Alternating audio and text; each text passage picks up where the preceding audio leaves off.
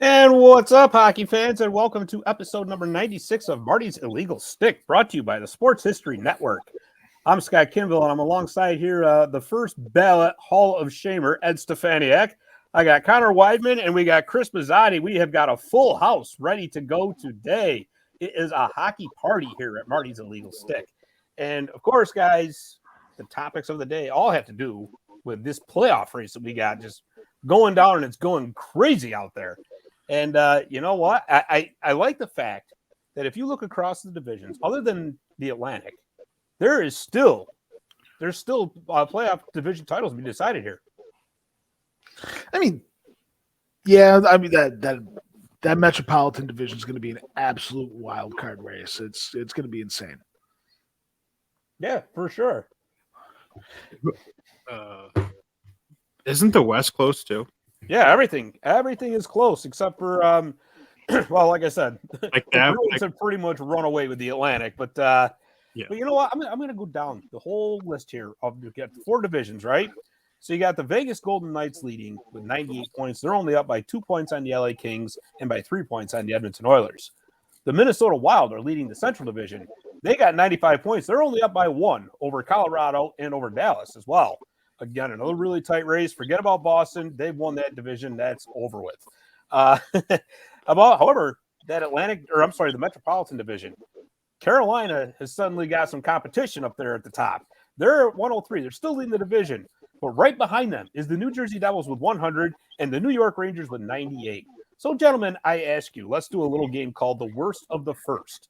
And we're going to take a look at all those division leaders. And I want your opinions about who is going to get bounced out of the playoffs first. Now, granted, like we were talking before the show, that whole first place can change tonight, can change tomorrow, and that's what's great about these tight races. But for argument's sake, let's use the first place teams as of today, March 29th. So, you know what? I'll start with me. I'll take the pressure off you guys. I'll lead us off, all right? And I'm looking at these, and you know who I think is going to be first? And Mazzotti, you're going to laugh, of course. I got to say, I think it's going to be the Vegas Golden Knights.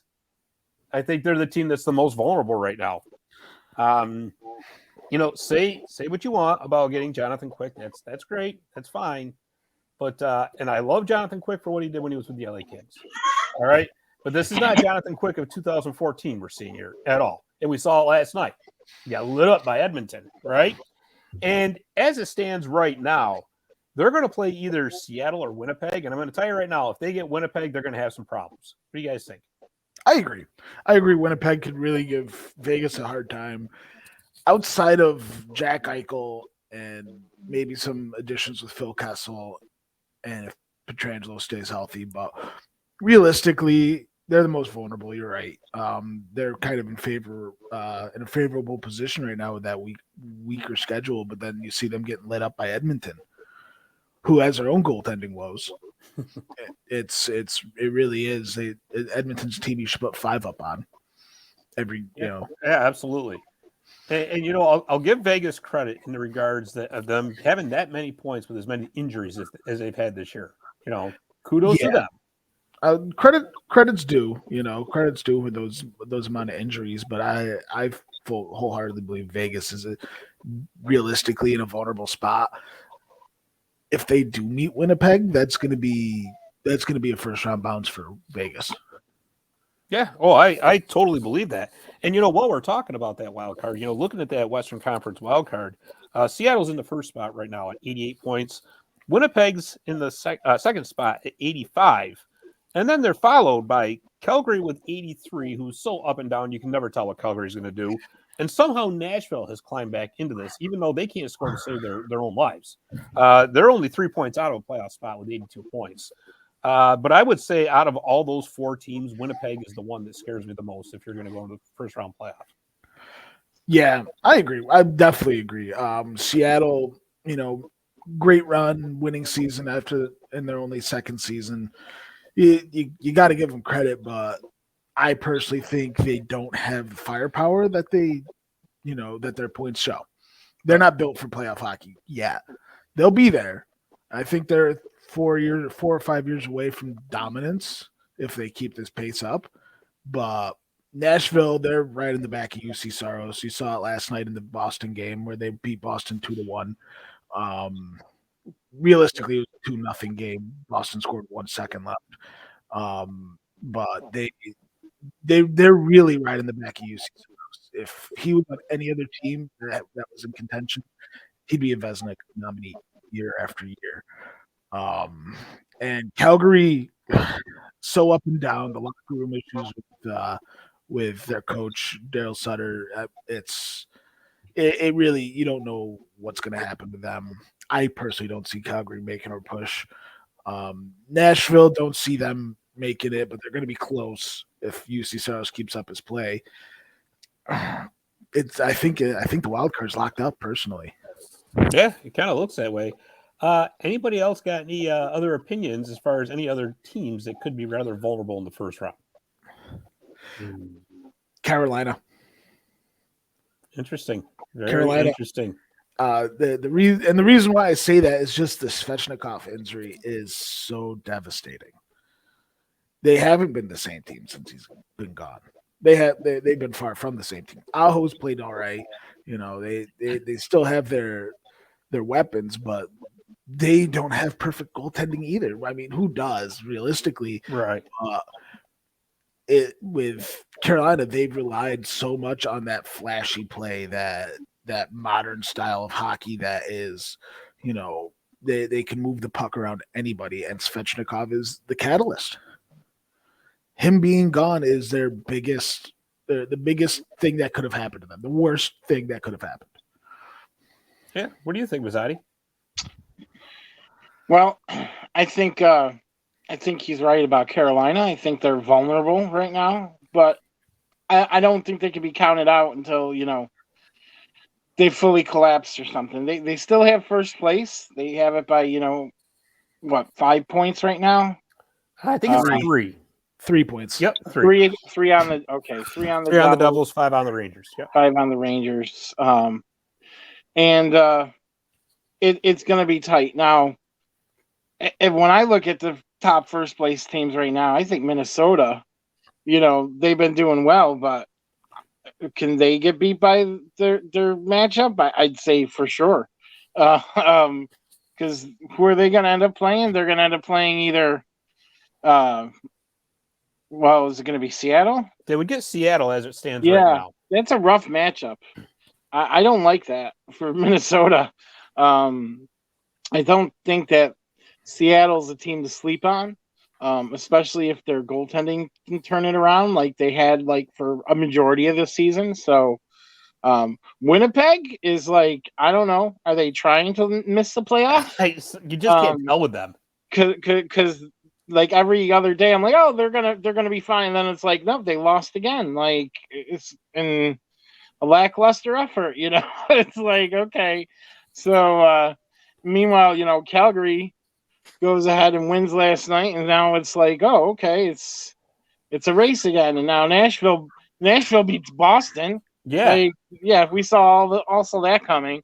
But they did get McDonough back since we last spoke, so you know, they got better defensively, and that's a big get back, you know. So you never know. They get some guys back. All of a sudden, Nashville's not looking as bad as you thought they might be. So I don't think that's all settled up in the West. I think Winnipeg can slip right out of this. Seattle possibly could too if they don't watch themselves. But I think that Seattle will be okay. But yeah, I think Carolina is definitely. I agree with that. I think they're sus. You know, they got a lot of stuff in there with all these injuries, and you know, you want to go in playing your best hockey at this time of year. You don't want to just, you know, fold it in and let's go. We'll wait for 2 weeks to get to the playoffs. You can't do that. No, you can't do that. You're going to be gotta go in with a full head of steam. Yeah, Patrick Kane said it last night. He's and he would know more than, you know, most people. So he's, you know, won a few cups, and he's been bounced in the first round a few times too. He's you can't just turn. There's no switch you could turn on. It's you got to go in playing your best. So, is Kane and Taves, are they the oldest players in the league currently, like with the most playoff experience, I would say. Could be the most playoff experience. It would be close between them and like Stamkos, Kucherov, Hedman. Yeah, well, Kucherov's fairly new. He's only been around like 10 years. I mean, Yeah, it'd be but don't forget, Tampa Bay was pretty much making the playoffs every year. oh yeah, you're right. Whereas Chicago's calling kind of like this drought. I mean, granted, I know they had, during the dynasty years, I mean, they were, deep runs every year. That's something interesting. I you know what? I'd like to look that up. That's actually pretty interesting. And something I do want to note with that Western Conference wildcard chase is that Seattle and Nashville both have 2 games in hand on Winnipeg and Calgary. So that can make a huge difference down the road. So for Seattle, definitely. And Nashville, I think they're still they beat Boston last night, and it was honestly on the back of UC Saros. Boston had high danger chances. It was a great game. Fun game to watch, even though Boston lost. But it was just penalty after penalty, undisciplined hockey for both teams.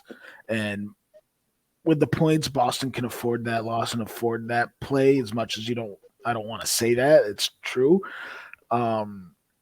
Nashville couldn't. They made it on top. They got lucky. Boston shouldn't have pulled Allmark when they did, but who would have predicted that last second goal? But realistically, 6-7 penalties in a game, that was really undisciplined hockey on both teams. Oh yeah, for sure. Connor, what's your thoughts? They get bounced out first. Yeah. I hate to say it, but my Devils. Yeah, well, we're talking about the first place teams. Oh, first place teams get my bad. So, you just gave it away. Well, yeah. Oh, sorry. Dash one for Connor. Yep.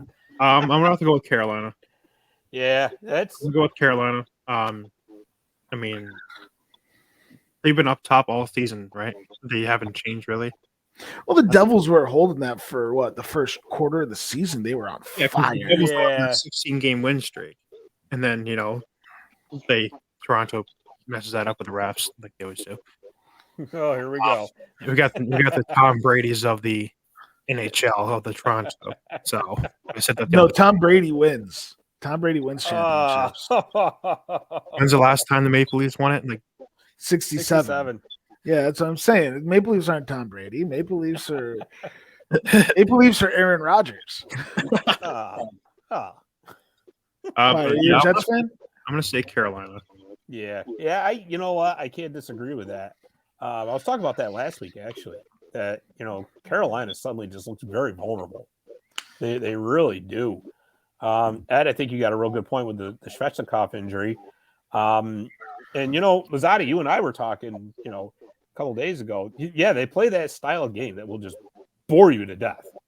Bores you, wears you down, And that's actually not a bad recipe for success in the playoffs.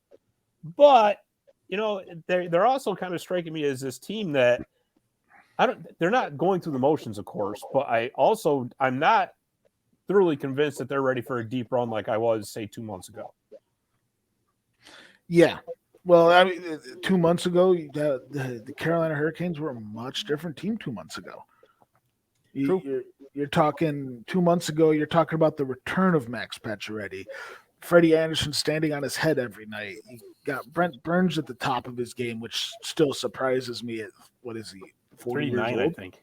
He's pushing 40. I mean, you got a healthy Svechnikov, a healthy Aho. They have been just beat down. And I don't know that. I think those Rangers games are really definitely doing it. The Rangers hammer them every time. Every time they've played the Rangers this year, the Rangers have hammered them. I agree. And especially, the Rangers are deadly. Well, especially if they end up getting the Rangers in the first round, that's going to be a tough matchup for them because they just don't match up well with the Rangers at all. It's going to be a tough matchup for them, but I think that it's an easy matchup for the Rangers. If they that's what I mean. That's what I'm talking about. If it's Rangers Hurricanes first round, I'm expecting the Rangers to beat them in 5. Wow, he's going with predictions already. Yeah, I like it. Are you trying to get us sponsored by Caesar's Palace or something? I would love that. Let's. All right. I mean, realistically, Carolina will hold that spot Yeah, if you're they absolutely right. go 50%, pretty much the rest of the way. So, I mean, it's just 3 points up, but it's a tall hill at the top, like for how good, Jersey and the Rangers are playing tonight. Will make a big difference depending on what happens between or tomorrow night. Is what happens between Rangers and the Devils are playing tomorrow night at the Rock. So if that game, the Rangers win that, the Rangers take second place in a tie with New Jersey. With 6 games to go. So that would make things interesting on Carolina, but Carolina right now, they're looking like they're going to have to play the Islanders. And I think that's a team that neither Boston nor Carolina wants to play right now. I don't think anybody wants him. Yeah. No, nobody wants him. Sorokin's a wild card. You can't beat him. He's an excellent goaltender. And the structure and defensive style of the Islanders, that could be a problem for any team, really. Yeah. Right. Oh, absolutely. I mean, they play into their players' strengths. The question is Barzal going to be healthy enough for playoffs? He's really their X factor when it comes to putting points on the board. Yeah. And the funny part is that Barzal wasn't playing well at all, especially in the first half of the season. They trade for Bo Horvat. He finally starts playing well, and then he gets injured. But You're right, Ed, on that one. And, actually, let's talk about this since we got a Rangers fan and we got a Devils fan here. Okay? Now, if you are the Rangers or the Devils, do you want to play each other in the first round, or would you rather get the Islanders? Because if you get the Islanders, it means you win the division. And you're going to whoever doesn't win the division is going to get Carolina. Right? So if you're the New York Rangers and you're the New Jersey Devils, are you looking at those standings and saying, you know what, that first round, I think I'd rather get those guys from directly across the river rather than a little bit further across the river? What do you think? You can start, Connor. Thanks. See, I don't really know because that's a good question. I'm gonna have to say I'd rather play the Rangers. I'd really rather play the Rangers. All right. That's how I feel. I think that game's gonna draw a lot of attention. If that does happen, hopefully it does. That will draw a lot of attention. So, and okay. I mean, was it 2017? I think it was that was it 2017 that they beat the Rangers. Was it? I can't remember. I think what year was it? They beat them in the playoffs I think it was 20. What year 2011?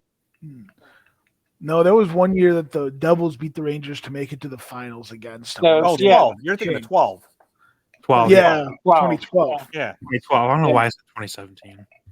Yes. I was like, wait a minute. Did I miss a year here? What's going on? 6 guys laying on top of Lundqvist, and the Devils scored the game-winning goal. And no interference. Yeah. But I really see that matchup. I think that would draw a lot more people than Islanders and Devils. Well, I don't think you got to worry about the stadiums being filled for sure. That's going to be rocking either way. Mazzotti, you're a Rangers fan. Would you rather get the Devils or the Islanders in the first round? Because you're going to get one of them. I'd rather get the Devils, but I'd like the Rangers to take second place. They have no ice. I don't think it would matter in the Devils-Rangers series, but moving forward, I think it does matter. So I would like it for the rest of the playoffs, but Rangers-Devils, it doesn't really matter because it's a mixed bag either way. There'll be 7,000 Devils fans in the Garden. There'll be 15,000 Rangers fans at the Rock. And it's usually how it goes. Speaking of which, Rangers played Florida recently. I've never seen so much blue in a visiting arena. Couldn't even tell there was – it was just ridiculous to me that I'm like, oh, my goodness. Why don't they just play the goal horn for when the Rangers score or the goal song? Because the whole stadium was Rangers. They were literally chanting, "Let's go Rangers."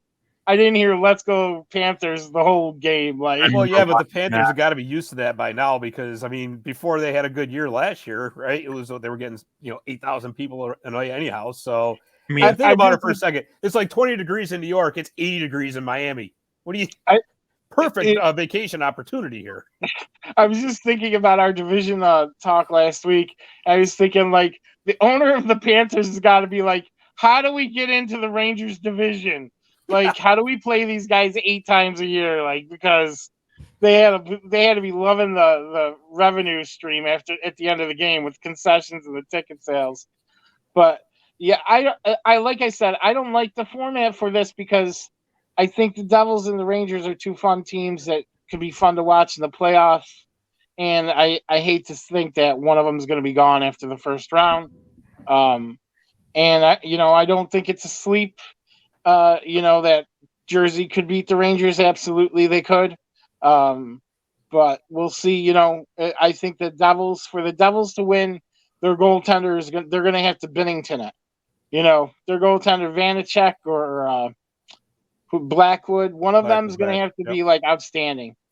It's going to be Vanacek for the Devils. Yeah, Vanacek will go for the Devils, and that's going to have to be the Vitek Vanacek from the first half of the season, not this current, quite frankly, inconsistent incarnation. The one advantage I think that New Jersey would have in a series, especially against the Rangers, you think about it, they can play loose because the Devils aren't supposed to be there. If you recall, going into the season, they were, we'll be happy to make a wild card. That means we're making progress. Nobody expected this at all. Whereas the Rangers, and especially after loading up and making moves, well, guess what? People are expecting at least a conference finals, if not a Stanley Cup final appearance. So the Devils do have the advantage in being able to play a little bit more loose, which would really help them with a young team. However, that will be a fantastic series. Ed, any thoughts on that? I do agree with you on the Devils. I mean, nothing's more deadly than a team playing on house money. You got these Cinderella runs. The Devils this year, no one expected it. And actually, I have a thought about the Vitek Vanacek situation with Mackenzie Blackwood. I noticed how Mackenzie Blackwood was out the first half of the season when Vanacek was on fire. And then he comes back and, that now they're, just average goaltending in New Jersey. It's nothing to write home about like in the first half. Could there be an issue in that locker room with goaltenders? I don't know. I don't know about that because, I mean, frankly, Vanacek got him to where they are right now. At least a big factor in it. I agree. Not exactly him alone, but where does Mackenzie Blackwood now stand with that organization? Well, without I mean, I'm not an expert on the New Jersey Devils by any stretch of the imagination, but because I follow the Comets, I kind of have a good idea. And I would have to say that Mackenzie Blackwood is probably as good as gone next year in New Jersey. Yeah, you got Akira Schmidt who's ready to come up and take that backup goaltender role. And while Mackenzie Blackwood has flashes of being a great goaltender, he does have a huge injury history. And you can't carry 3 goaltenders in the NHL. You just can't do it. There's no room for it, especially in a cap world and all that. So don't hold your breath on that because we said that 5 years ago with the 1A, 1B situation. You can't have 2 starters.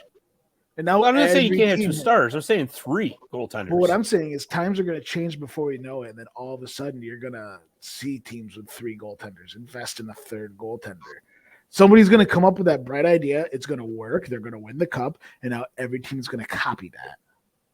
But what do you sacrifice? Because now you got to sacrifice either a defenseman slot or a forward slot. Honestly, because you got to think there's black aces. Well, playoffs is one thing. But I'm talking about regular season because that's what we were talking about, They're going to find these general managers are smart. They're going to find a way around it. Cap's going to go up. They're going to say, you know what? Let's spend it on a 3rd goaltender, and they're going to do it. That's you got to remember too, like a lot of these contracts that are going with the cap projections. So they may undershoot it. If somebody undershoots it, they're going to go grab a 3rd goaltender. They could, but I'll tell you something. The problem with how much expansion's been done and all that, if there's one pool that's really been diluted, it's the goaltender pool. Yes. There's You got 32 teams in the NHL right now, so which means you have to have at least 64 NHL caliber goaltenders, which really, I'm telling you, that is not easy. I mean, listen, No, it's not easy for a forward or a defenseman to make the NHL. Don't take me wrong. But what I'm saying is when you have the goaltender position being really as specialized as it is, and especially in this day and age, because now you have to pretty much be the super athlete, right? We've talked about this before. Whereas, 20, 25 years ago, you didn't have to be the super athlete to be the goaltender. You just had to be a pretty good athlete. Now, you got to, it's the equivalent in football of, say, running the 40 and 4-2, that kind of stuff, right? Yeah. So that really kind of narrows the pool down. But how many goaltenders are in Sweden and in Russia that are NHL ready? Yeah. They're just not ready to We don't come know. here. There's a lot of them. Yeah, we don't know. I feel like there's a lot more than what we know. I think that's exactly the problem, though, Ed, because they're not going to come here when they can get a starting job over being a third stringer and making more money in Russia or Sweden or Liga or any of these leagues. So not to change everything, but if you you got NHL, but then you got the AHL, ECHL. If you look at it, there's a lot of ECHL players that do go overseas because they get better opportunities. Absolutely. There's tons of them right now. There's a couple of them that I've watched in Reading. One of the Thunder guys, Jake, I think it was Jake Rysick, went over, and he's playing over there and overseas. Martin Bador's son's over there playing because he was with Reading. He was with I think it was the Reading Royals, and he's over there now playing over. I think he's in Germany or something like that. But Chris, you bring up a great point about the professional leagues over in Europe, because the professional leagues have grown leaps and bounds over there over the past 10 years. You mentioned Liga. You got the SHL in Sweden. Don't forget about the DEL in Germany. That league is growing by leaps and bounds. Of course, you still had the KHL. So the competition for top players, let's put it this way. The NHL still has a lock pretty much on elite players, right? Because that's where they're going to make the most money. Right. But if you have those betweeners, all of a sudden, you guys are absolutely right. It's no guarantee that they're going to be satisfied. Well, I'll go over and be a third stringer, say, on the Seattle Kraken, making league minimum, or I can go over to the SHL, the Swedish league, make more money than I was making over here, and I'm going to get more playing time. And the playing time is the key, I think. Oh, yeah. Because these guys need it. They need it to get better. You've heard me say before, stay in the AHL season or whatnot, because they need the work, they need the seasoning, and if they're not going to if they're going to be the backup in the AHL or the starter in Sweden, which way are you going to go? You want the playing time, especially if you're getting more money. Oh yeah, absolutely. I know we're talking about goaltenders, but look at Boldy over in Minnesota. Did you think he was ready? He put him back down the AHL for a little bit this season up, and he came back up and look at him now.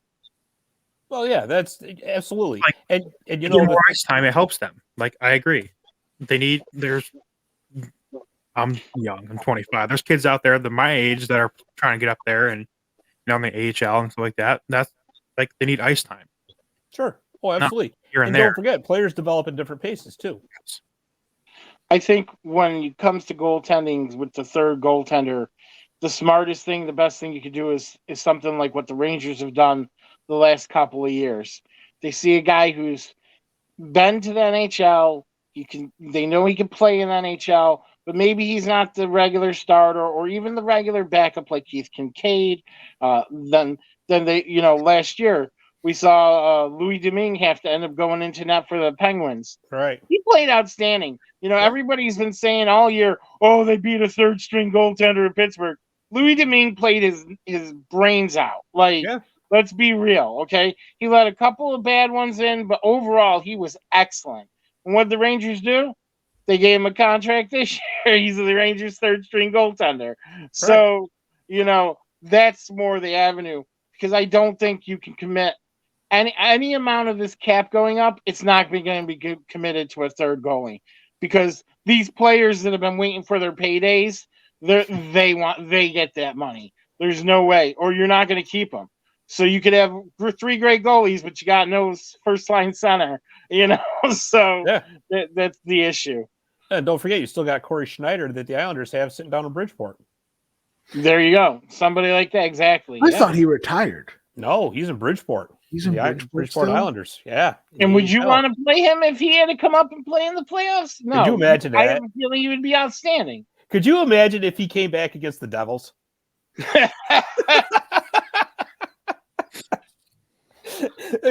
I'm back. I think that's what we've been talking about all along too, with Quick playing against the Kings in the playoffs. I hope it happens. Oh God, I'd be rooting for Jonathan Quick so much. Yeah, I know you would. You know what? You wouldn't even matter if Jonathan Quick was playing. You'd be rooting against him anyways. Oh, he looked terrible last night. Yeah, he looked terrible. He looks. If you go back and watch those highlights, Quick is not in that. He's not owning the crease at all. He's flopping and flipping. Like all of a sudden, that little boost he got from the trade seems gone. He's back to the man from LA who couldn't stop anything this year. And again, like I said, it was so sad to watch, a Legends game kind of drop off the way it did in LA. And again, the way they handled that trade was they could have definitely handled that better, but there was a reason they made that trade. And, a couple weeks ago when I said it was the most disrespectful trade, that's what I meant. Absolutely. I know. He needed to be gone, but like with a legend like that, you give him a heads up. Oh yeah. Oh, I agree. I think honestly, LA pulled the trigger too late on him. I think they should have got him 1 or 2 seasons ago when they could have got a real big value for him. The shocker is it was the contract that was the problem. The shocker is that they got Korpisalo and Goryanov.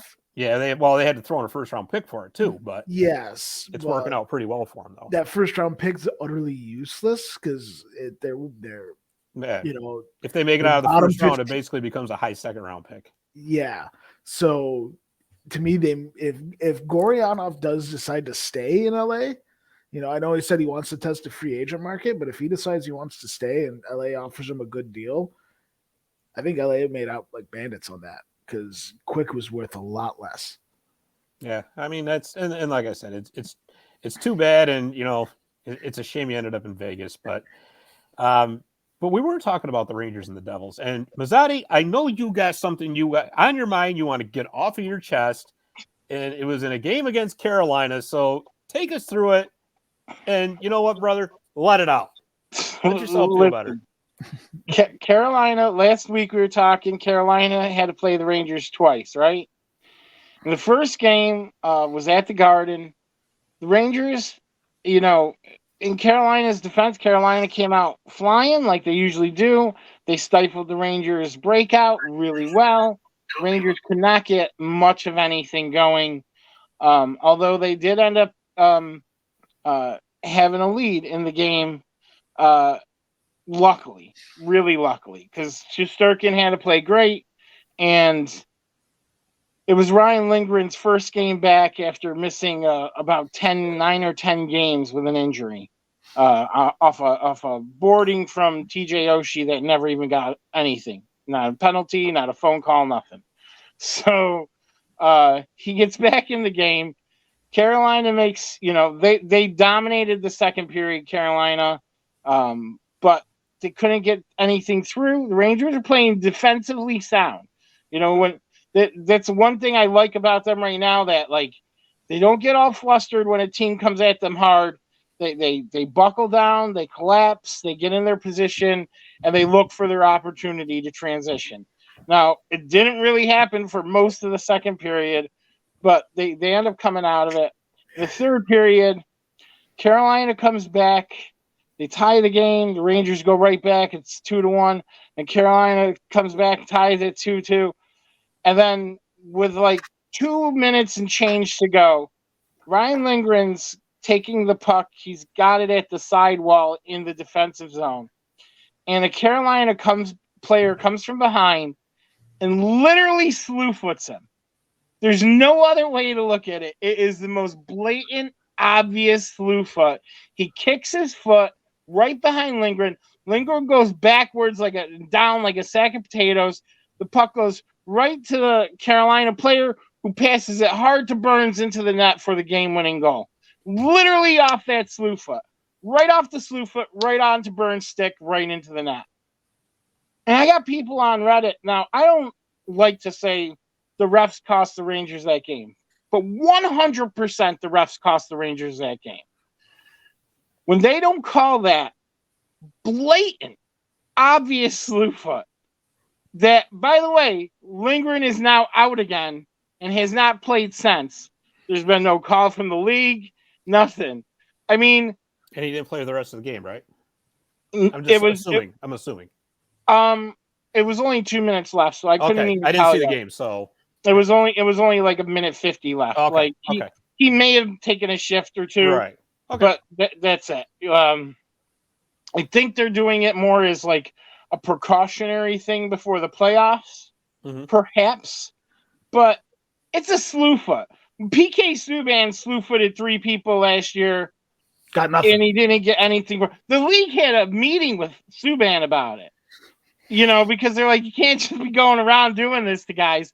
It took out Sammy Blais for the year, because you're too old and slow to get into a corner anymore, and you're trying to hold a guy and kick at the back of his feet, to slow him down. This one was way worse than that. Way worse.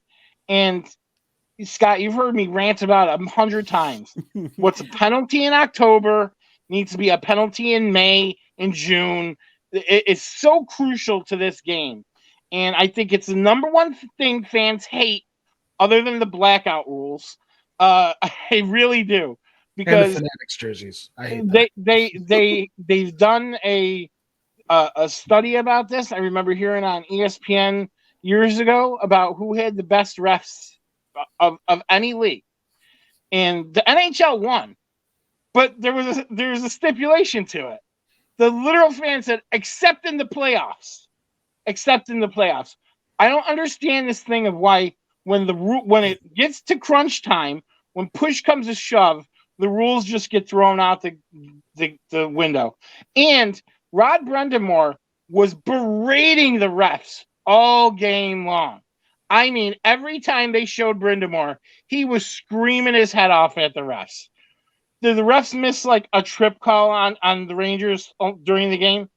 Absolutely. But it's not like they weren't getting any calls. It was ridiculous. He bullied those refs all game so that when push came to shove and when there's an obvious slew foot, the refs are too afraid to call anything with 2 minutes left, and it cost the Rangers the game. And you saw the next game. Rangers won in Carolina. It was a much better game. The Rangers played better. But the refs didn't determine the outcome of the game. Right. I can't. It's like they say they don't want to determine the outcome, but when you don't call the game by the obvious rules, and I'm not talking the ticky-tack things. I'm talking blatant, obvious, possibly intent to injure rules. Yeah, I think that there's a lot to that. There's a lot to unwrap there. I think for one thing, right now, the NHL has a lot of young referees. If you notice, a lot of the veteran referees that the league have retired over the past few years. Last night, one just retired. Exactly. So you got a lot of new referees coming in that are, trying to catch their foot. And I'm not sticking up for them. I'm just saying that you have a lot of newer officials in the league now. And I think, to be perfectly honest with you, and again, this is not defending them at all. But what I am saying is that the game has become so fast. And to be perfectly honest with you, with the rules, they have overcomplicated things so much that I think that the refs sometimes get confused looking for some of these overcomplicated rules that obvious stuff gets missed.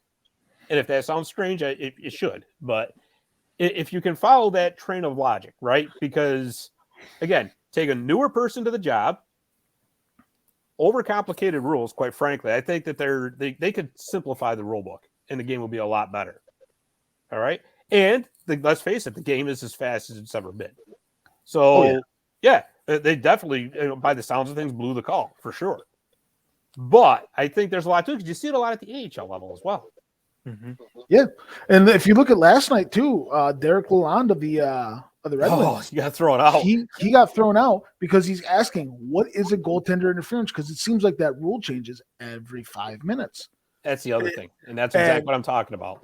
So I agree with you, Scott, that it should be, they've overcomplicated everything. Now refs don't know what to call in certain situations. And I agree with you, Mazzotti, with The plays should be called the same exact way from the first puck drop of preseason to the last puck drop of the postseason.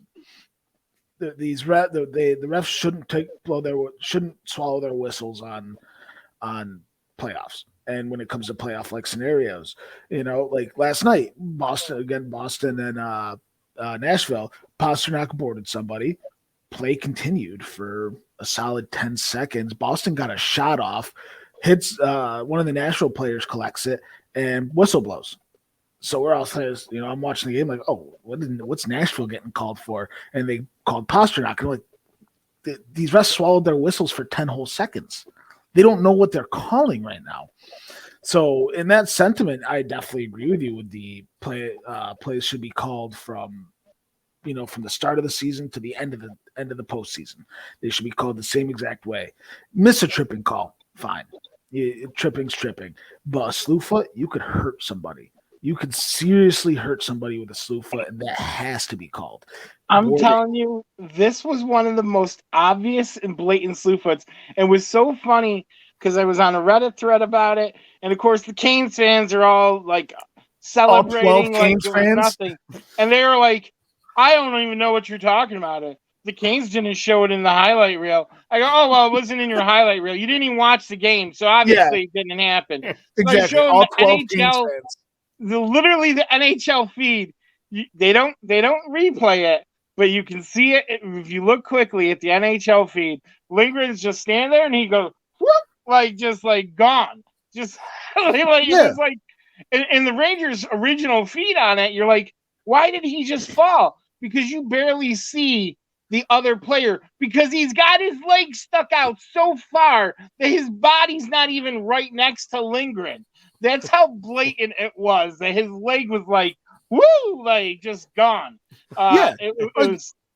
And as a player, I can understand why he did that. I truly can. I'm not the cleanest player myself. Scott will tell you that. But it's on the refs to make that call. It's on the refs to keep the players safe. That's how games get out of hand. That's how you have line brawls like crazy. Players getting injured left and right because you don't protect the players. And I get what you said, Scott, about the game being faster and harder to call and all that stuff. I feel for that. I understand that. But at the same time, a few weeks ago, I watched them stop a game for 15 minutes. I counted it. 15 minutes the game was stopped while they were looking for conclusive evidence of Keandre Miller spitting at Doughty. Okay? Like, they stopped that game forever for that replay. Like, they went and reviewed that, and it was like, and by the way, there was no call on the ice. So now we've gone back to this thing where somebody says there was a penalty. We go to the review. We look for 15 minutes. We found the penalty. We could kick him out of the game now for spitting. It was like, are you kidding me? Like, but you can't if you're not making the call on the ice, what are we reviewing? Right.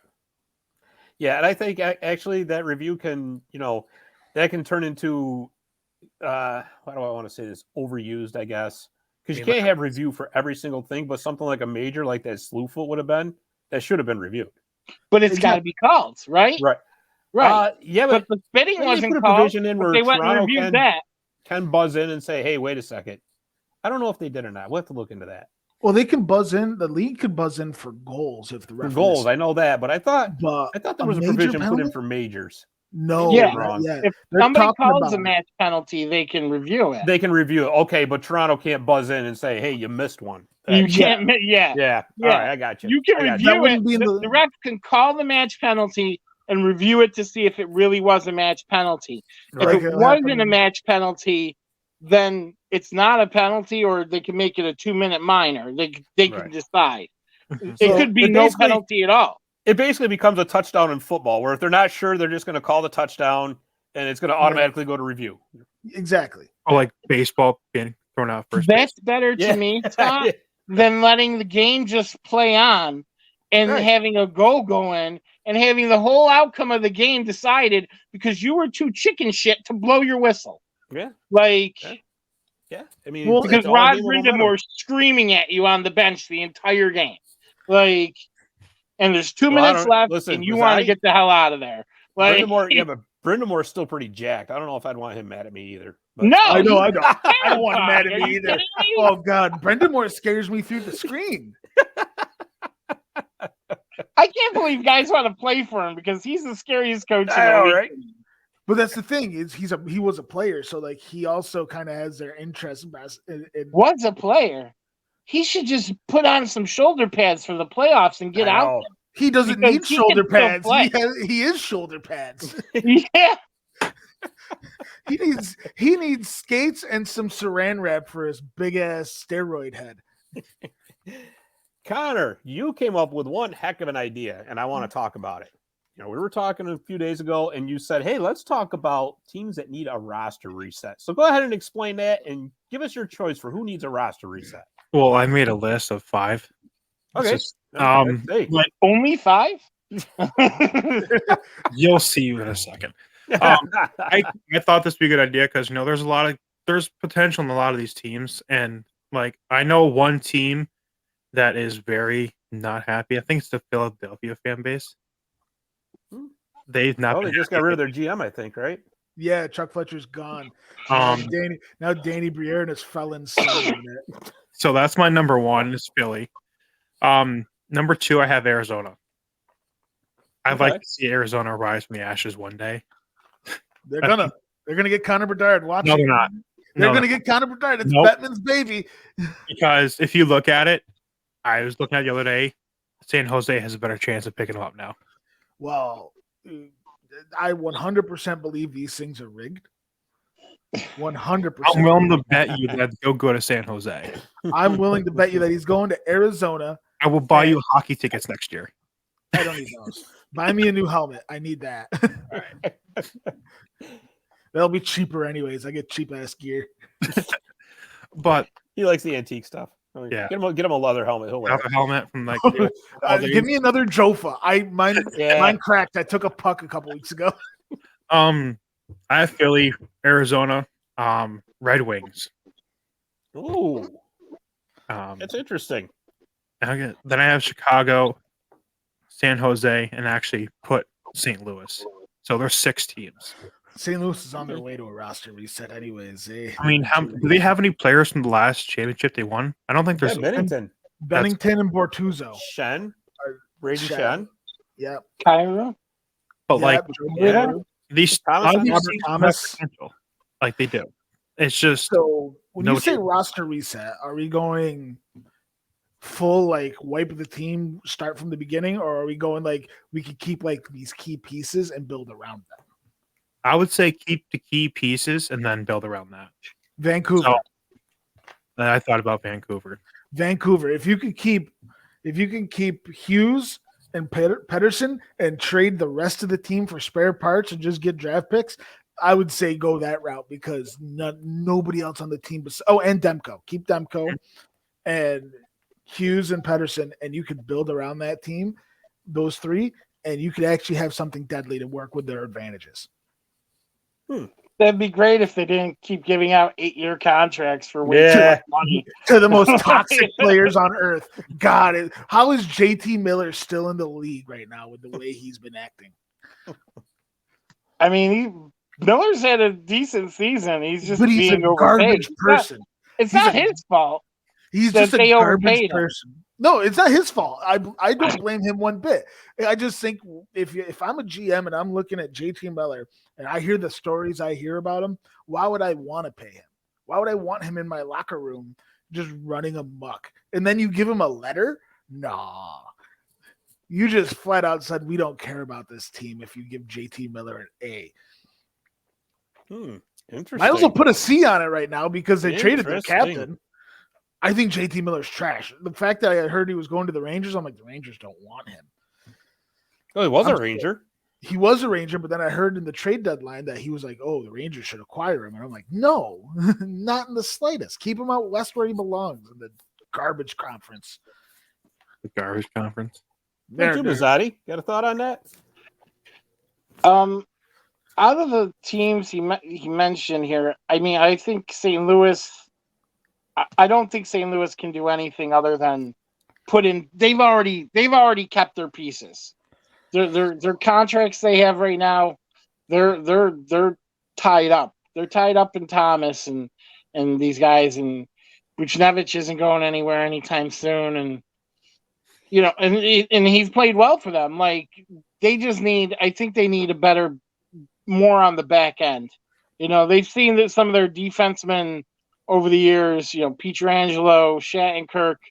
These guys were foundations of this team, and who's their foundation now? Torrey Krug. I mean, it's not. I don't hear defense first when I hear Torrey Krug. Yeah. Arizona and they're perpetually rebuilding. I don't know. Yeah, they're on the forever rebuild. Yeah, I think I don't know if they're going to be in Arizona much longer. The way that Kevin Weeks is talking about Atlanta and Houston, I've been hearing that it's not an expansion team; that it's going to be a relocation. They have, I think, when the new owners signed their deal like a couple years ago, they signed with the league a 13-year no-move clause. So they're not allowed to touch the location for like 10 more years. I mean, I don't know the details of the contract. I'm sure there's got to be other stipulations on the other end. Like you got to have an arena with people. Like there was just a wrench thrown in that too, because Phoenix is suing Tempe for the rights or the building because they quote unquote stole Phoenix's idea or something like that. I don't know the full details, but I know Tempe is being sued by Phoenix, which is hilarious. Yes. The absolute garbage show just cannot continue with that. Just the state of overall, like just as a hockey fan, I look at Arizona as a state and I'm like, why would I want to even visit there? But I think the two teams that really need to do something are definitely Chicago. I mean, Chicago's pretty much shipped out anybody that was worth anything. I don't understand it. Like, I mean, getting rid of like DeBrincat and Doc, and I don't get those moves. I didn't understand them because you're talking. I get key moving them. guys. I just don't not getting as much they could have. Well, you say keep these key guys to move out the other older guys, but they're moving the younger guys that could be foundations for the future. So it's like, what are you doing? Like, do you want to start this with Bedard? Is that what it is? Like, you want to get him and then start building? Like, I don't understand it. It's almost like they like DeBrincat's too good. We need to get Bedard, so buy DeBrincat. It really seems like that's their methodology, which is kind of crazy to me.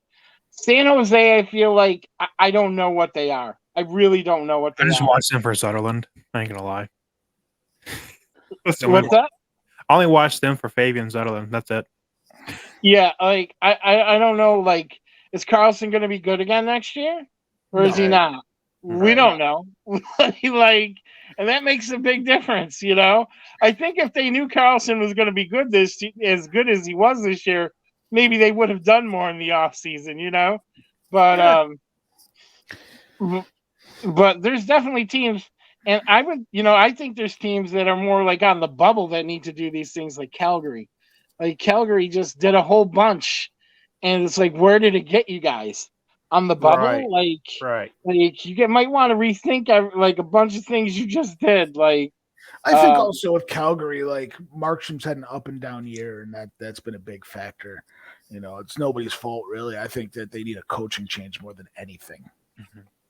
I think more it's like these teams on the bubbles, like Nashville. Nashville's going to have to retool on the fly. I think they're primed to do it. I'm thinking Washington. Kuznetsov just requested a trade, so well, and he's about. If you look at those contracts that they have handed out, so you got Ovi tied up for the next 4 seasons. He's already 37. Nick Backstrom, he's 35. They got another 3 years of him. Those are the 2 boat anchor contracts, along with just because of his injury history more than anything else. TJ Oshie, he's 36. They got him for another 3. Kuznetsov is pretty much the movable contract out of that. because they still got him for 3 years, but he's only 30 years old. And I think with Kuznetsov, he's one of those guys who could certainly benefit from a change of scenery, a fresh start somewhere.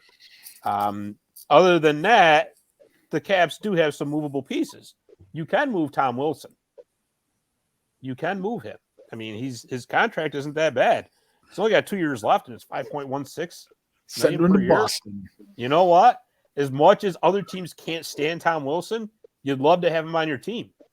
Except Yeah. that he hasn't done much since he came back from injury. No, but I mean, so then you're like, what is kind that, of Tom Wilson are you getting? right? But is that more of a symptom of the team itself, or is it Tom Wilson? Because I will submit this. I think what you're going to see with the Washington Capitals over the next season, 2, 3, if they don't start getting some fresh young legs in there, it's just going to be the Ovi show. Just keep feeding Ovi to get the record, and that's all it's going to be. Because the Caps can, it is because that's all it is now. Right. And that's what I mean. I mean, this team is no longer a serious Stanley Cup threat. I'm sorry. They're not. They really aren't. They got their cup and they checked out. Same with St. Louis. It's what happens, right? I mean, you win the cup and then you got to pay these guys because now they got the ring. They want to get paid for it. And this is what happens in the salary cap world. So and Washington pays everybody except for goalies. Well, they paid Kemper. Clearly. They're paying Kemper now, but every other goalie they've had for the last decade, they've recycled out to other sides of the league. Like pretty much. So, not to change it again, but Ed, you're talking about the Arizona thing. So November 1st of last year, Bettman said if they do sign, it'll be a 30-year no movement clause. 30-year no. Imagine 30 years. 30 years. Wow. 30 years of the Arizona Coyotes. I love the jerseys. I do. The Kachinas, yeah, those are awesome. I love the jerseys. 30 years, non-relocation if their plans are approved by temp. Wow. So, wow. And that's there we go. Number, so 30 there years. We go. I'll be 55. I'll be 60. You guys will probably be going to my funeral. You'll definitely be going to my funeral. Shit. I don't plan on getting past 50. I'm checked out already. Real quick, around the table, who needs a new uniform? Ed. New uniform. Oh God, you throw me on the spot like that? I'm throwing you on the spot, brother. God, who needs a new uniform? Since we're talking about resets. Kings. Oh, interesting. A lot of people want them to go back to that form blue and gold. Connor. Purple. I like to see the Devils change it a little bit. I'd like to see them go back to the 80s uniforms myself. I like the 80s uniforms. I'd like to see it changed up a little bit. Like some of these teams are like they're bland. I'm sorry. If you watch back in the old days, not like throwing shade at anybody. But Scott, when you were like 20 years old, you couldn't tell though because all the television was black and white then, so you really couldn't tell. True. But I like the older jersey looks. I don't like the newer ones. I'm sorry. I don't know. I think New Jersey. I'm going to New Jersey and let's change up Columbus. Yeah.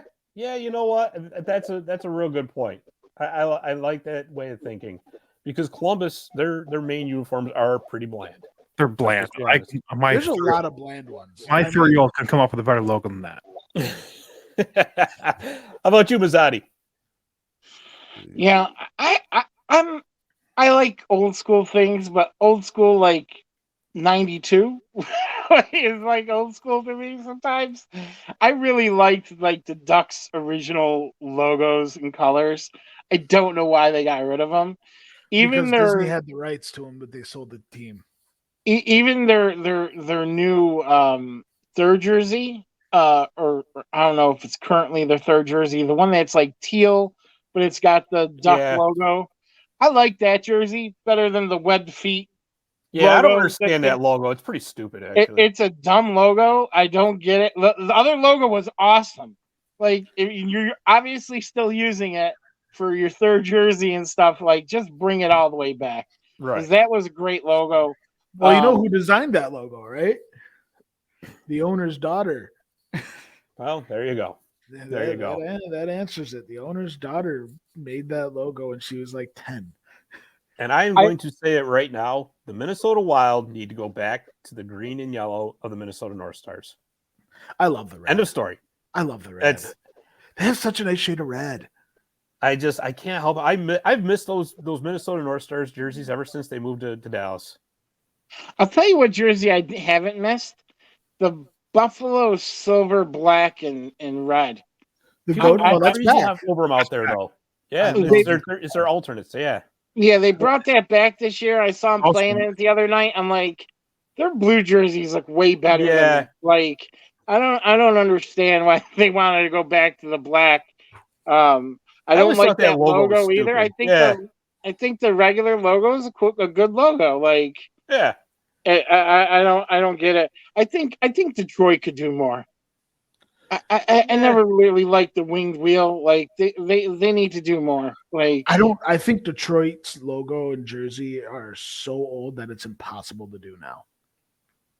Yeah, without having a major to do about it. I don't know. They had that Winter Classic or Stadium Series a few years ago with the white stripe across with the D. Like that was something. Like I feel like I don't know. I don't know what you could do, but like I just feel like it's really a little tired. Whereas Chicago is really old, but Chicago's like one of the best jerseys in the league as far as I'm concerned. You mark my words, Chicago's changing that logo in 5 years. Why? I mean, you got to think. You had all these Native American things change. People are going to be up in arms about that. Because you ever hear the backstory on that though? Yes, I do know the backstory, but do people care about the backstory? That's a good Chicago's question. never changing that. No way. I feel like they're going to. I feel like they're. I don't want to see it change. I don't want to see it change because that's the thing. With the Native American logos, a lot of people say, "Well, we're doing this to honor the Native Americans and all that." With the Chicago logo, there is an actual story that goes with it that makes all the perfect sense in the world with it. The Blackhawk Fighters, is what right? It was one of the original owners had fought with them in World War I, is what it was. And it's a great story. But that's a fantastic Zamboni Time Machine. But like I said, people today do not care about the backstory. They just see what's in front of them and run with it. Yeah. That's true. It's unfortunate, and I love the Blackhawks logo, and I love their jersey, and I think they have one of the most complete looks when it comes to uniformity. But realistically, in today's political climate, I don't see it lasting. Like we already had 2 sports teams change. Chicago's not going to change it. They've already come out. They give to plenty of Native American organizations. They do have a whole thing on their website about what it's about and how they respect the Native American culture, how it's not about that, and they're never going to change it. Granted, the one thing I will say is Chicago's recent what word am I looking for? The recent adversities with PR may prevent people from looking at one thing and just looking at the other. With what happened all last year with the that's a lot of that stuff got re-released when that happened. Yes, because you're right. It got brought up, and Chicago still said no. This has nothing to do with that. And Connor, on your point, in the front office, but we're not changing the logo. And Connor, on your point, with the former Washington football team and the Cleveland Indians, the Indians logo was horrid. I mean, just for racists. That was which what's funny? That was designed by a Native American back in the 1930s. I want to say it was, and maybe time caught up with it then. But time definitely caught up with it. Yeah. And with the football team in Washington, they got that name because their whole team was Native American. Mm-hmm. So there's that. Then again, back in the 20s, I think Jim Thorpe was on the team back when they named it. And, again, time caught up with it, Blackhawks, I'm on your sentiment, Mazzotti, I don't think it should change. I think it should stay forever.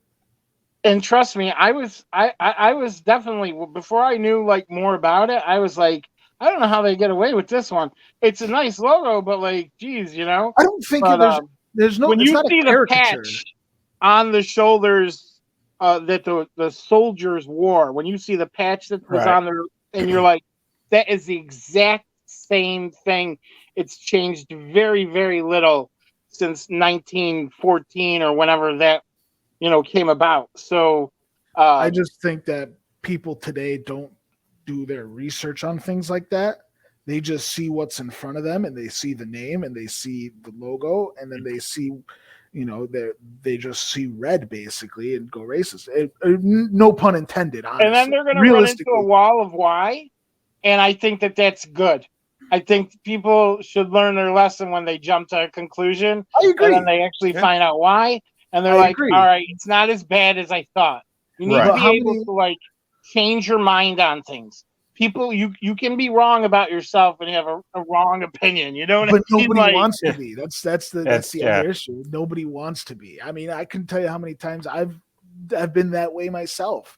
No one looks in the mirror. No one looks at themselves hard and say you're wrong in this situation. I know there's many times where I haven't done that, and I've been wrong about so much. I just think that people are going to eventually be up in arms about it, and they're going to have to do a hard stance with PR and go about this the right way. They have to go about it perfectly, though. They have to explain everything loud and clear on a national market like ESPN and actually talk about it and educate instead of, no, we're not changing it. Right. Which other teams have done, we're not doing this. Why? And then they just leave. Chicago, the Blackhawks definitely have to look at it and understand that we have to educate people because this is a time to learn. They have it all on their website. You can find it. But like really I said, quickly. no one's going to do the research. Right. You almost have to put a video about it out on on the social media platforms. It has to be on the Facebook. Before we leave topics up. On the TikToks and all that, yeah. On the jersey changes, I'd like to see Pittsburgh simplify and give me 2 jerseys for a season. That's what I would like to see in Pittsburgh. Okay, I get it when you were floundering in 2002, you wanted to have 10 jerseys a season to sell out because you couldn't sell tickets. But you've been doing fine for over a decade now. Maybe we could go back to just 2 jerseys for Pittsburgh. Because I don't know what Pittsburgh is going to wear on any given night. It's a yellow jersey. It's a gold jersey. It's an old logo. It's a new logo. It's a yellow helmet. It's a bold helmet. I don't know what it is. But give me 2 jerseys in Pittsburgh. That's it. The Canes too. Hurricanes, they need to go back to the old ways. They wore the Whalers a few nights ago against, I believe. I saw that. It was pretty cool. I like watching that. But for me, back in the day, the silver in there. But they also had the flags going around the bottom and their actual logo on the jersey. Now it just says that. Now they have the word mark that says Canes on the away jersey and on their new reverse retro. A red flag. Yeah. Maybe we should go back to the flag that only had one flag on it. The tropical storm Canes, because did you know about that? They had one flag and they found out after that's only for a tropical storm. You got to have 2 flags for a hurricane. So they literally wore jersey for years. It was the tropical storms, which is what I think they're turning into going into the playoffs. That's pretty soon it's just going to be a drizzle. It's going it's been downgraded. The Carolina tropical storms. I love it. Oh, that's awesome. That's awesome. New affiliation coming soon. Yeah. ECHL. Let's get tropical. Well, what do you say, boys? We're going to close this out with a Zamboni Time Machine. The Zamboni Time Machine is brought to you by Zamboni.com, and the Zamboni name is used with permission by the Zamboni Company. This week, the Zamboni Time Machine takes us back to April 15th, 1952. The date the first octopus was thrown on the Detroit Red Wings home ice, which at the time was at the Olympia. Hockey is full of traditions, like fans throwing their hats on the ice for a hat trick, playoff beards, which I know Mazzotti's going to talk about someday. The list goes on and on. But one of the strangest, and certainly the smelliest, is unique to the Motor City. It was all started by Pete and Jerry Cusimano, whose family owned a seafood business in Detroit. In the original 6 era, 8 playoff wins were needed to win the Stanley Cup, unlike the 16 victories required in today's game. In 1952, the Red Wings were steamrolling through the playoffs, having swept the Toronto Maple Leafs in 4 games and were up 3-0 versus the Montreal Canadiens. The Cusimano brothers were huge Red Wings fans and wanted to come up with a good luck charm to help their team finish the sweep of the Habs and take the cup. Realizing that an octopus has 8 legs and their team needed an 8th win, it somehow made sense to the Cusimanos that throwing the creature on the ice would get the job done. With that in mind, they half-boiled an octopus so that it was a deep red, and they proceeded to smuggle it into the Olympia for Game 4 against Montreal. The Cusimanos did indeed make their famous toss, and sure enough, the Wings completed the sweep and lifted the Stanley Cup that night. With a splat on the ice, a tradition was born that lasts to this very day. And in case you're wondering, yes, an opposing player has been hit by a flying octopus. Although it wasn't the norm, during one particularly heated game against Toronto, Pete Cusimano decided he was going to toss one of his 8-legged good luck charms at Toronto's Ted Kennedy. The intended target was missed, but Kennedy's teammate Vic Lynn's face was not. And that is exactly where the octopus landed. And that, my friends, concludes this week's trip on the Zamboni Time Machine. Could you imagine being poor Vic Lynn? I didn't do. How do you smuggle an octopus? You I know, duct right? tape it to yourself. But you want to know what, though? Well, I bet you those guys got through that line quick, didn't they? Nobody wanted to be near them. Well, they I half like boiled that it, so it didn't detail smell of- too bad. I like the detail of boiling it so it was red. I Yeah. never heard that before. People miss that these days. People are lazy. Yeah, Start yeah. boiling those when you want to throw them out there. Yeah, they just splat. Yeah. I've been to one game. It was out in Nashville, and I saw the catfish, and that was rancid. Yeah, it's gross. You know, in the video game this year, when you own your own club, you could unlock different things for your hat tricks. Like instead of just hats getting thrown, you could change it to like the teddy bear toss or something like that. Oh, really? That's One cool. of the ones they have is rainbow trout. And let me tell you, it is hilarious when you score a hat trick and all these fish come flying over the glass. It looks hilarious. It looks like they're swimming upstream. They just come flying over so much. I call it a fish trick. That's awesome. That is Oh awesome. man, disgusting. Like, has to be awful to pick up, but it's so legendary. You know, you go. Yeah, there's a reason why they have the octopus hanging from the rafters in Detroit now. Well, the NHL banned it at one point. Well, They don't want people doing it. Yeah. Well, They let's banned face it too. The NHL is notoriously great at marketing all the individuality of the teams. Yeah. Absolute joke of a league. I hate the NHL sometimes. I love the way the AHL runs it, and I love the way the teams are actually able to express their individuality. And you go to an NHL game, and it's so cookie cutter. Like, to me, it's so cookie cutter. It's just the same everywhere you go. And then you have meter. Yeah. Like it's just like you go to, like, I love going to Comets and Crunch games. You know, it's so nice because like each team is, you know, in some ways Syracuse and Utica. You know, it's the rivalry to me is real. You go to Boston, Montreal, and it's just another hockey game now. And granted, a little bit of it because Montreal's not so good, but like it's like that throughout the league. There's no fire anymore. Yeah. That's yeah. I mean, I guess so. I guess you could say that for sure. I think each but team has to look at making themselves stand out. But with the playoffs coming, I think you're going to see some big time rivalries reignited. Hey, Scott, I was wondering if I could ask you guys a question on the way out. Sure. We'll see how it changes next week. Okay. 'Cause it's so close. The Eastern Conference. Who is going to get the last wild card out of Pittsburgh, Florida, Buffalo, or as I'm rooting for, the Ottawa Senators? I would like to see the Ottawa Senators get it, just because, and I'll tell you why. Because I'll give you for a team that was supposed to be still rebuilding, I give them credit for going out and getting Alex DeBrincat and Jacob Chychrun. I'll give them a lot of credit for that. However, I think it's going to be the Florida Panthers. I think so. I think that especially Sergei Bobrovsky finds, he's been playing really good. Don't underestimate a 2-time Vezina winner. I'm telling you. And there's still enough talent on that Florida Panthers team to make it. Now, do I see him getting by Boston? Absolutely not. They're getting steamrolled. But I think it's going to be the Florida Panthers taking that final spot. For me, I would like to see Ottawa or Buffalo, personally. Buffalo too, yeah. I would like to see them, both of them, because it's been so long since I've seen a realistic playoff run from either of those teams. Like Ottawa was the most recent, 2016? It's 6 years ago now. That's over half a decade ago.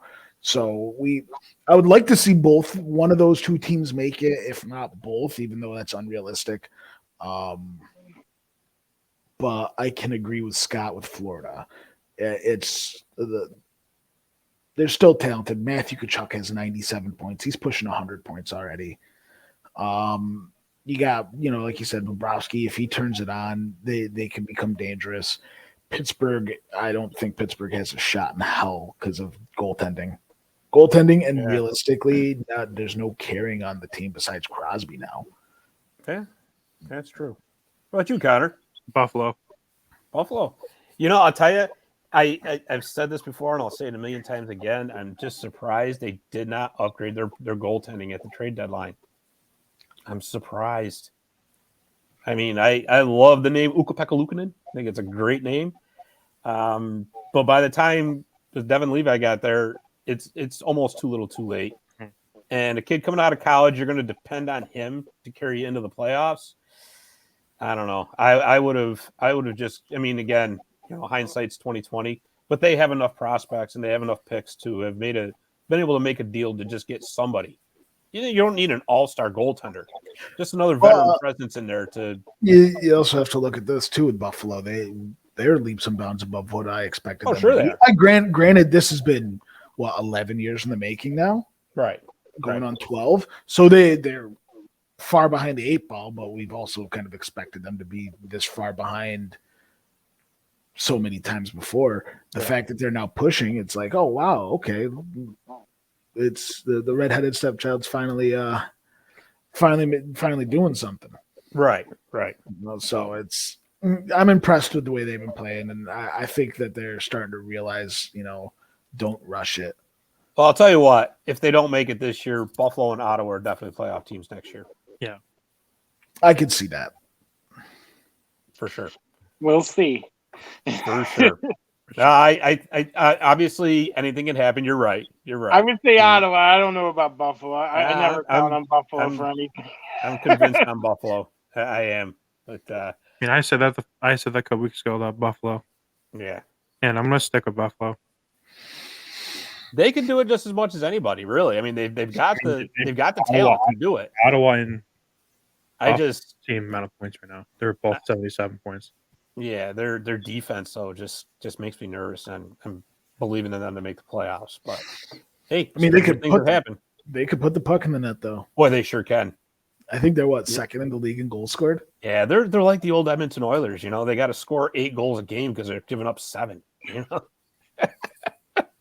But I'll tell you what, though, doesn't that make for exciting hockey? Love it. Absolutely love it. The fire wagon hockey of old. You got to love it. All right, fellas. Well, that was a great show. And, next week when we come back, we're going to be even closer to that playoff picture. And I'm sure we're going to have a couple other topics to come up with here to tickle your hockey brain, if you will. So thank you for listening, everybody. We appreciate it. Please subscribe to our show on YouTube, Apple Podcasts, and Spotify. Help us grow this show and never miss an episode. So, for all of us here at Marty's Illegal Stick, thanks for listening, and we will see you next week.